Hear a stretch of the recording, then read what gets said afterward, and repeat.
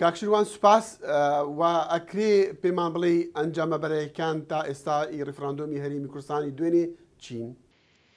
بەڵێ زۆر سوپاس بۆ دەکەتی بەڕێستان خۆشحاڵ بووین و لێرەشەوە دەمانوێت پیرۆزباری لێ و سەرجەم خەڵکی کوردستان بکەین کە بە حەماسێکی زۆر بەشداری لەو پرۆسە نیشتیمانیدا کرد. دوای ئەوەی کە ئێمە لە دوێنێ کاتەکەی تەواو بوو لە کاتژمێر 7 کۆتایی بەم پرۆسەکە هێنا، دیارە ئێمە ڕاگەندراوێکمان هەبوو.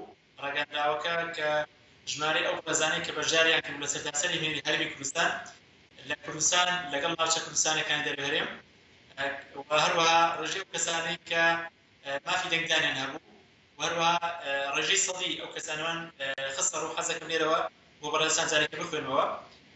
ئەو بەڕێزانەی کە لە هەرێمی کوردستان و لە ناوچە کوردستانەکانی دەرەوەی هەرێم کە مافی دەنگدانیان هەبوو لەو ڕاپرسیەدا بریتی بوو لە 4,581,255 کەس.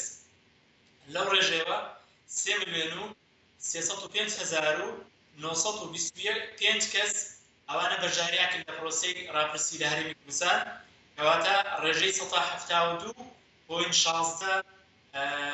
خەڵکی کوردستان بەشداریان کردووە. بەڵێ ئەی ئەنجامەکان چی بوون؟ یعنی چەند کەس دەنگی بۆ بەڵێ داوە؟ ئێمە تا کوێسا و پرۆسەی بەڕاستی بەردەوامە. ئەوەی کە ساڵامەگەیان تەنها ڕێژەی ئەو کەسانی کە مافی بەشداریان هەبووە و مافی ئەو کەسانش کە بەشداریان کردووە و ڕێژەی سەدیمان داوە بەڕاستی لە شەوە ڕابردوو. بە خۆشحاڵیەوە ئێستا ئەوەی کە لەبەردەستدایە ئەوەی کە کاری جدی دەکرێت بۆی کە لەم ڕۆتاق و بەیانی ڕێژەی بەڵێ و ڕێژەی نەخێر بۆ خۆشەویستان لە هەموو لایەک ڕوونکەینەوە. بەڕێستان ئاگادارن کە پرۆسەیەکی گەورەیە. یەکەم جار لە هەرێمی کوردستاندا جگە لە کوردستان ناوچە کوردستانەکانی دەرەوەی هەرێمیش بەشداری دەکەن، هەروەها دەنگدانی دەرەوەی بەڕێزیشان کە بەشدار دەکەن و لەگەڵ دەنگدانی تایبەت.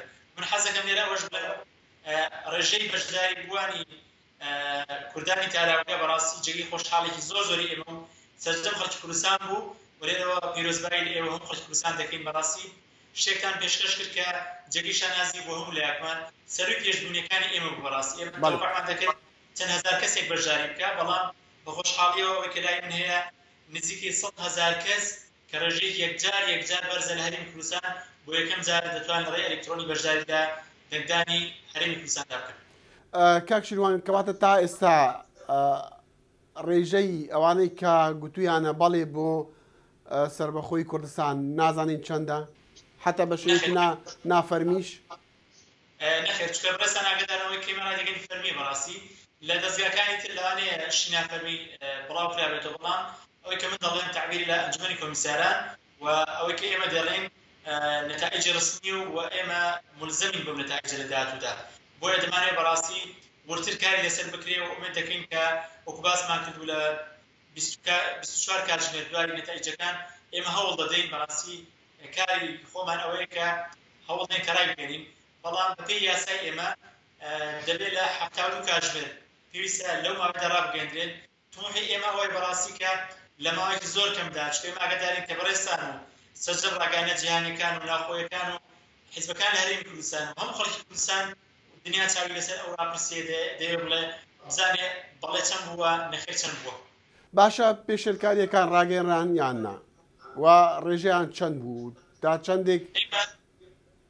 بەڵێ ئێمە دیارە ئەوەی کە چەندی سکاڵان بەدەست گەیشتووە، ئەو سکاڵانە پێویستیان بەشێکیان پێویستیان بۆیە کە دوای لە ماوەی 3 ڕۆژدا دوای نەتائیجەکان ئێمە ئەنجومەنی کۆمیساران بڕیای لەسەردات بێگومان هەموو پرۆسەیەک پێشەرکاری تێدایە و شیناشاوی تێدایە.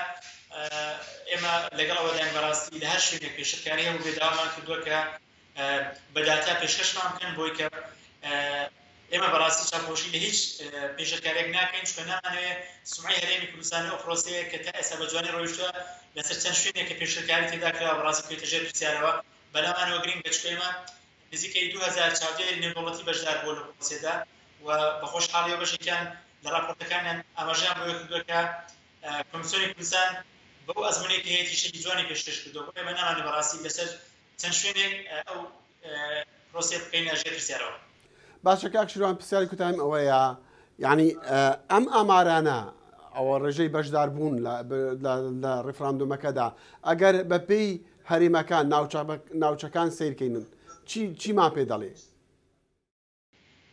بەڕاستیدا ئەوان پێ دەڵێ کە هەرێمی کوردستان و ئەو خەڵکی کە هەرێمی کوردستانە بەتابەت ناوچە کوردستانەکە دەروی هەرێم ئیرادەیەکی زۆر جدیان هەیە لەوەی کە ببن بە دەڵۆی سەربەخۆ ئیرادەیەکی وان هەیە کە داوای ئەوە دەکەن ینی بە بەڵەیەکانیان کە بەپێی ئەو نەتائجێکە لە بەردەستی ئێمەدایە کە فعلەن لەگەڵ ئەوەدان کە هەرێمی کوردستان و ناوچە کوردستانەکان ببێتە هەرێمی سەربەخۆ و ڕێژەی 170 بەڕاستی ئەوە تەنها ڕێژەی بەشداری خەڵکە بەڵام ڕێژەی بەڵێ قەنەعەتمان ڕێژەی زۆر بەرز دەبێت لە پرۆسێدا و ئینشاءالله نەتیجەکە ڕادەگەین کە نەتیجەی زۆر بەرز دەبێت ئەوە خۆی لە خۆیدا یعنی هیچ پێما پێویستی بە هیچ ڕوونکردنەوەیەک ناکات کە ئەگەر ڕێژەی بەڵێ ڕێژەیەکی زۆر تەوقع دەکەین ئێمە سەروی هەشتا بێ سەروی هەشتا و بۆ 90 بێ بەڕاستی ئەگەر ڕێژێکمان ڕێژێکی زۆر بەرز دەبێت و دەبێت ئەوەی کە فعلەن دەیسەربێت کە هەرێمی کوردستان و هاوڵاتیانی هەرێمی کوردستان دانەوێت لە وڵاتی خۆیان بژن و سەربەخۆ بژن. شروان زرار و تەبێژی کۆمسیۆنی باڵای هەڵبژاردنەکان لە هەرێمی کوردستان زۆر سوپاس. سپاس بۆ جەناب